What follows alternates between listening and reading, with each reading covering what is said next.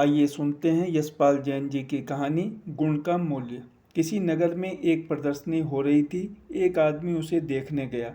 नाना प्रकार की वस्तुएं वहां दिखाई गई थीं। तरह तरह की चीज़ों की दुकानें थीं। घूमते घूमते उसके पैर एक दुकान के आगे ठिठक गए।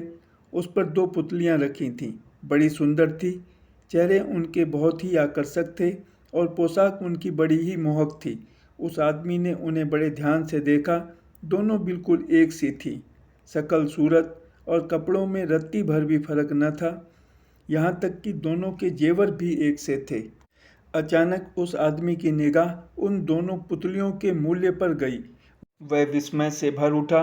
एक के नीचे 500 और दूसरी के नीचे 5 लाख रुपया लिखा था। उसने आंखें मली, फिर देखा, पर वही दाम उसे दिखाई दिया नहीं। उसने सोचा, धोखा उसकी आंखों को नहीं हुआ है, यह दुकानदार की गलती है। एक सी मूर्तियों के दामों में इतना फर्क कैसे हो सकता है?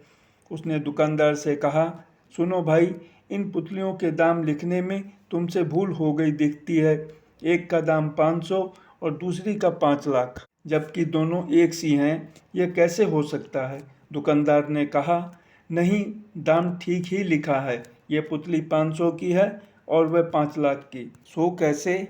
उस आदमी ने और चकित होकर पूछा। इस तरह कहकर दुकान ने एक सीख ली और 500 रुपये वाली पुतली के कान में डाली। सीख दूसरे कान से पार निकल गई।